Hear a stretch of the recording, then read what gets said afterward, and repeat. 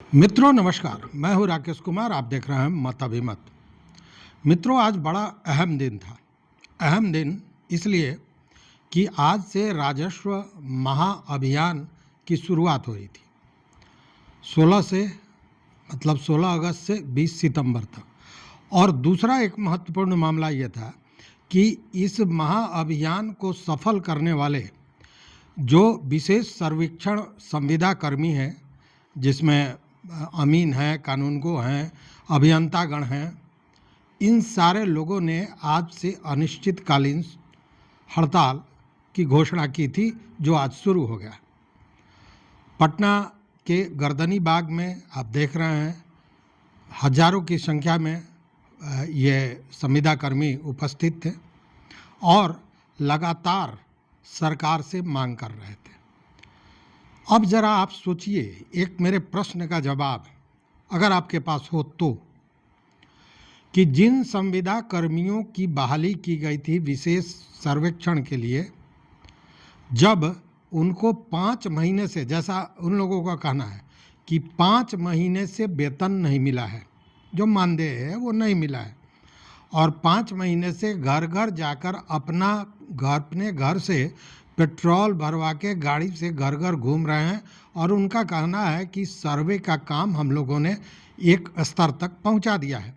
4 या 5 महीने से सरकार से वेतन हम लोग को अभी तक नहीं मिला है। नहीं वेतन मिला है। बिना वेतन के काम कर रहा है। वेतन के काम रहे हमारे अमीन भाई जितने भी हैं, उतने अपने बाइक में अपने घर से बेचारे कैसे पैसा लेकर जाकर तेल डलवा रहे हैं, गाड़ी में बाइक से घर घर जाकर, क्या बरसात का मौसम हो और क्या सर्दी का मौसम हो, क्या जाड़े का मौसम, अपने पैसा से आप लोग काम कर रहे हैं। पैसा से घर घर द्वार जाकर एक आदमी अपने घर जाकर अब अपना प्रपत्र कलेक्शन कर रहा है। और सरकार को ये नजर में देखना चाहिए कि जो कर्मी दरवाजे जाकर एक आदमी, एक रैयत, एक जमाबंदी से मिल रहा है, उसके साथ ऐसा अत्याचार क्यों?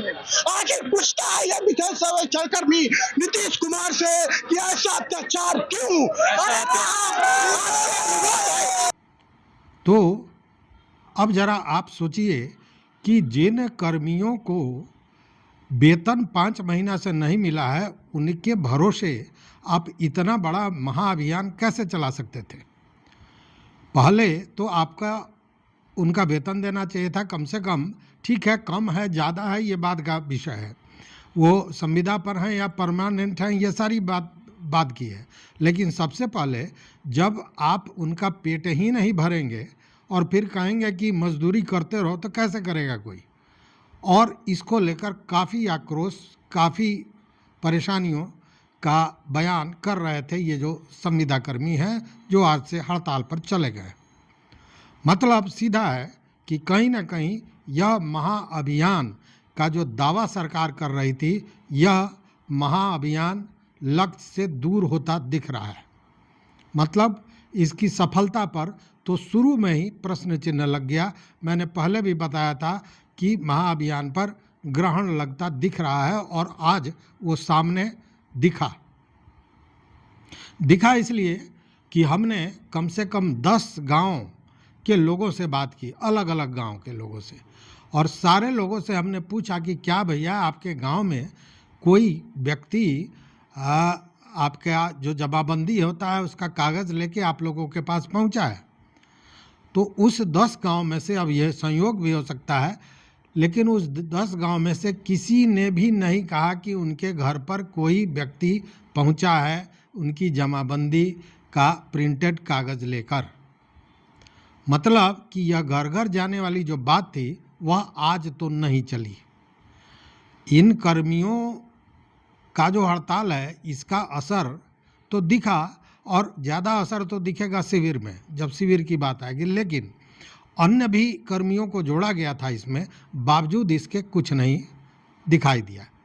चलिए एक बार चलते हैं हम, जो कई जगह हमारे जो संविदा कर्मी मित्र हैं, इन लोगों ने अपनी बातें रखी हैं, अपना बयान दिया है, उसको भी ज़रा सुन लीजिए और वहाँ की स्थिति को भी ज़रा देख लीजिए। हमारे कई मित्र जो हमारा कल का वीडियो देख रहे थे या पूर्व से वीडियो देख रहे हैं, उन लोगों का कहना था कि मैं भी गर्दनी बाग आऊँ और वहाँ से रिपोर्टिंग करूं।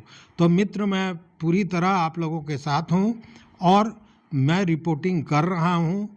इसके लिए गर्दनी बाग में ही आना ज़रूरी नहीं है, क्योंकि आप लोगों में से बहुत से ऐसे लोग हैं जिनसे हमारी वार्ता हो रही है, बातें हो रही हैं। आपके के दुखों को, आपके तकलीफ़ को, आपकी मांगों को हम समझ रहे हैं, देख रहे हैं और पूरी व्यवस्था पर हम नज़र रखे हुए हैं और वो आपके समक्ष रख भी रहे हैं पूर्व से भी। तो पहले ये देखिए कि क्या परेशानी और क्या मांग था इन लोगों का।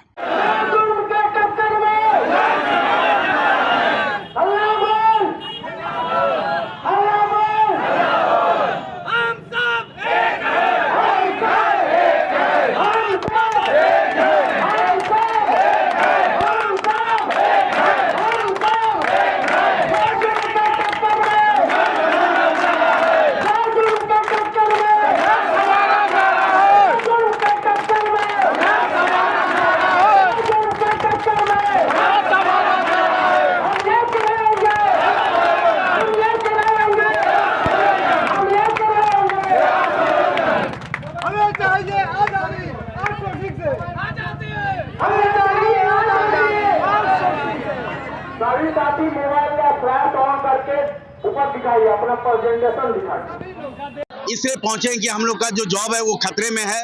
ये मुख्यमंत्री जी को हम लोग क्लियर स्पष्ट देना चाहते हैं। वो खुद हमारे लिए आदरणीय है। एक तरफ आप रिक्रूटमेंट की बात करते हैं, एक तरफ आप संविदा की बात करते हैं, एक तरफ आप हटाने की बात करते हैं। हमारे साथ छल ना किया जाए, क्योंकि आप खुद एक टेक्नोक्रेट्स बैकग्राउंड से हैं, हम लोग भी एक टेक्नोक्रेट्स बैकग्राउंड से हैं। हम लोग इंजीनियर्स हैं। We have shown our here, हमारी स्ट्रेंथ हमने छल क्यों की कैसे की जा रही है? छल इसलिए की गई है क्योंकि we have faced such a big examination. जहां हमारी रिक्रूटमेंट 10,000 थी, we the peoples came here. हम लोग ने 5 लाख आदमी रिक्रूटमेंट किया था। 5 लाख हमने फॉर्म भरे थे, जिसमें 9,000 people have been selected in this department. और एक प्रॉपर चैनल के थ्रू हम लोग आए थे। हम चाहते हैं मुख्यमंत्री जी, हमसे आपसे नम्र निवेदन है कि हमारी स्थिति को समझे। घर घर का समाधान करती हैं। अब भूमि विवाद का सर्वे के मैंने बहुत से प्रक्रिया हम लोग बहुत आगे बढ़ा दिए हैं और एक काम होता भी नहीं है और दूसरे काम हमारे सरकार ने काम सौंप देते हैं, जबकि हम लोग का सर्वे का ही काम है। फिर मोटेशन की काम कीजिए, सर्वे का ही काम कीजिए, कितना करें? 5 माह से हम लोग का पेमेंट नहीं मिला है। हम अपनी 5 सूत्री मांग को लेके यहाँ आज धरना स्थल पे बैठे हैं। हमारी 5 मांगों में सबसे पहली मांग है कि हमें 60 साल या नियमित किया जाए। दूसरी मांग है हमें जेई और एई के इक्विवेलेंट किया जाए, क्योंकि जो हमारा रिक्रूटमेंट निकला था उसमें हमें जेई और एई के समकक्ष किया गया था, लेकिन अभी सर जो हमारा वेतन है वो एक अमीन लेवल पे दिया जा रहा है और जो भी नियमित वैकेंसी निकलती है उसमें 5 नंबर का वेटेज सरकारी विभागों में दिया जाए हम लोगों को। और ईपीएफ में जो हम लोगों को ईपीएफ मिलता है उसका सारा जो हिस्सा है वो हम ही लोगों की सैलरी से कट किया जाता है। हमें सरकार से है कि वो अपना अंशदान उसमें डाले। ESIC कार्ड हम लोगों के लिए अवेलेबल कराया जाए। हम लोग पिछले 5 सालों से इस विभाग में कार्यरत हैं। अभी 10,000 वैकेंसी नीतीश कुमार जी ने हम लोगों को दिया और 35% आरक्षण के साथ महिला कर्मियों को दिया। उसके लिए हम लोग बहुत बहुत आभारी हैं। और जो है सरकार से हम लोग जो है ये 2020 से हम लोग ज्वाइन है और हम लोग जो है विशेष सर्वेक्षण जो है कर्मी है और सब लोग जो ईमानदारी से काम कर रहे हैं और ये चाह रहे हैं कि हम लोग जो 60 साल जो हम लोग को कर दिया जाए और बहुत मेहनत से हम लोग काम कर रहे हैं और इसी तरह जो है काम करते रहेंगे, समझे। इसीलिए जो है सरकार से जो है नम्र निवेदन है कि हम लोग को 60 साल किया जाए। जी, हम लोग जो अमीन है उन लोग को जेई का दर्जा दिया जाए और जो एसओ है उन लोग को एई का दर्जा दिया जाए और हम लोग का जो ईपीएफ जो कटता है ईपीएफ उसमें सरकार भी कुछ पैसा दे। हम लोग को सैलरी नहीं मिलती है टाइम पे, हम लोग को घर से पैसा लेकर के देना पड़ता है। हम लोग का गार्जियन हम लोग के भरोसे निर्भर है और अभी भी हम लोग गार्जियन के ऊपर ही निर्भर है कि सरकार से नहीं मिले तो हम गार्जियन से लेकर के हम सरकार का काम करें। मांग की बात अगर हो रही है तो मैं बता दूं कि 5 बिंदु इन लोगों की है जो मांग है, जिसमें पहला बिंदु है कि विशेष सर्वेक्षण कर्मी यथा विशेष सर्वेक्षण सहायक बंदोबस्त पदाधिकारी, विशेष सर्वेक्षण कानूनगो, विशेष सर्वेक्षण अमीन, विशेष सर्वेक्षण लिपिक की सेवा नियमित / 60 वर्ष की जाए। मतलब 60 वर्ष या नियमित सेवा की बात की गई है। दूसरा है विशेष सर्वेक्षण सहायक बंदोबस्त पदाधिकारी, विशेष सर्वेक्षण कानूनगो, विशेष सर्वेक्षण अमीन, विशेष सर्वेक्षण लिपिक को क्रमशः सहायक अभियंता असैनिक मतलब असिस्टेंट इंजीनियर एई और कनीय अभियंता असैनिक जेई उच्च वर्गीय लिपिक यूडीसी के पद पर नियमित नियुक्ति में प्रति वर्ष कार्य अनुभव होती 5 अंक की अधिमानता दी जाए। तीसरा जो इनका है ये है कि विशेष सर्वेक्षण सहायक बंदोबस्त पदाधिकारी, कानूनगो, अमीन और लिपिक को क्रमशः सहायक अभियंता, कनीय अभियंता, निम्न वर्गीय उच्च वर्गीय लिपिक के समतुल्य वरीयता के अनुसार वेतन प्रदान किया जाए। चौथा जो मांग है वह है कि 7/6/2022 से 21/1/2023 को संघ के मांगों पर निदेशक भू अभिलेख एवं परिमाप विभाग पटना और संघ के प्रतिनिधियों के साथ हुई वार्ता सह बैठक में मांगों पर बनी सहमति के आलोक में आदेश निर्गत किया जाए। और पांचवा जो मांग है वो ये है कि सभी सर्वेक्षण कर्मियों को ESIC कार्ड उपलब्ध कराया जाए, साथ ही EPFO में सरकार के तरफ से अंशदान प्रदान किया जाए। यह 5 मांगे उनकी हैं और इसी को लेकर यह हड़ताल चल रहा है। यह मांग आज की नहीं है। देखिए अभी आप जो इसमें देखें कि बाज़ाब्ता 7/6/2022 और 21/1/2023 को संघ के साथ वार्ता भी हुई थी, बातें भी हुई थी, लेकिन वो पूरा नहीं हो सका। स्वाभाविक है कि इसके चलते आक्रोश कुछ और ज़्यादा हुआ है। तो यह पूरा सर्वे इन्हीं लोगों के कंधे पर है और विशेष सर्वेक्षण के लिए ही इन संविदा कर्मियों को रखा गया था। अब देखिए स्वाभाविक है, कुछ मित्रों ने लिखा है कि जब ये जानते हैं कि संविदा पर ही हमारी नौकरी हुई है तो फिर परमानेंट की बात क्यों की जाती है। तो यह एक स्वाभाविक पक्ष है कि जब वह व्यक्ति संविदा पर काम कर रहा है, कार्य अनुभव हो गया और उसके सेवा की सरकार को ज़रूरत है, तो अगर नियमितीकरण की बात की जा रही है तो इसमें गलत क्या है। और एक तो दूसरी बात यह है कि सरकार का जो ये संविदा के आधार पर नौकरी देने की बात या सेवा लेने की बात की जाती है, यह मूल रूप से ही मैं इसे गलत मानता हूँ। चूँकि एक ही काम के लिए आप किसी को दूसरा वेतन दे रहे हैं और वही काम कोई दूसरा कर रहा है तो दूसरा वेतन दे रहे हैं। एक जगह उसको नौकरी की सुरक्षा है, दूसरे तरफ असुरक्षा के भाव में जी रहा है। एक तरफ वेतन मिल रहा है, एक तरफ कम मानदेय मिल रहा है, एक तरफ अन्य जो सेवा शर्तें होती हैं वो पूरी की जा रही हैं, दूसरी ओर कोई सेवा शर्त नहीं है। तो अगर मांग की जा रही है तो इसमें गलत क्या है? मैं इसे गलत नहीं मानता हूँ, क्योंकि जब वो गए और उन्होंने कार्य अनुभव किया, उनके काम पर ही यह सर्वे, इन्हीं के बदौलत सरकार ने इतना बड़ा अभियान मतलब सर्वे का अभियान शुरू किया था। और उसके बाद में देखिए, सर्वे अगर कागजात सही होते, दस्तावेज सही होते, सरकार को जो ये कर्तव्य है सरकार का, विभाग का, कि वो सारे दस्तावेजों को संरक्षित रखे, सुरक्षित रखे, अगर ये सारी चीज़ें पहले से सही ढंग से उपलब्ध होती तो जितना समय हो गया सर्वे होते हुए हो गया होता।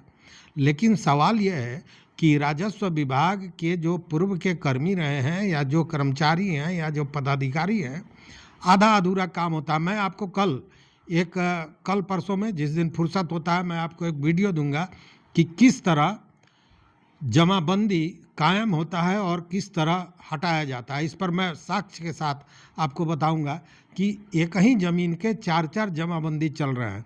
और यह गलती किसकी है? राजस्व विभाग की है, उनके लोगों की है।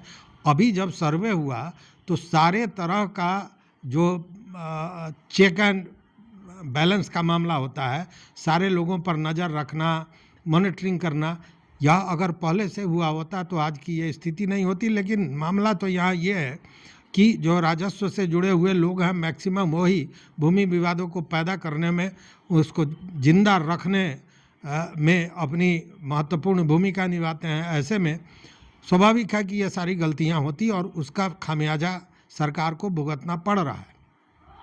दूसरी बात कि यह जो महाअभियान शुरू हुआ था, आपने देखा कि कल एकाएक जो पूर्व में सर्वे हो रहा था उसको मतलब विशेष सर्वेक्षण, बिहार विशेष भूमि सर्वेक्षण हो रहा था, उसको कुछ दिनों के लिए रोक दिया गया, स्थगित कर दिया गया, इसलिए कि उन सारे लोगों को महाअभियान में जोड़कर और महाअभियान को सफल बनाया जा सके। लेकिन जो स्थितियां नज़र आ रही हैं उससे स्पष्ट है कि महाअभियान के लिए जो दावे किए जा रहे थे वो पूरा नहीं हुआ। और आश्चर्य की बात यह है, आश्चर्य की बात है कि ये जो 10 जगह हमने बात की, उस 10 जगह में 3 लोग जो ज़्यादा समृद्ध हैं बुद्धि से, पैसे से, व्यवस्था से, उन लोगों को ये पता था, जो शहर में आते जाते रह रहे हैं, उनको पता था कि महाअभियान चल रहा है राजस्व विभाग का। बाकी 7 लोगों को यह जानकारी भी नहीं है कि इस तरह का कोई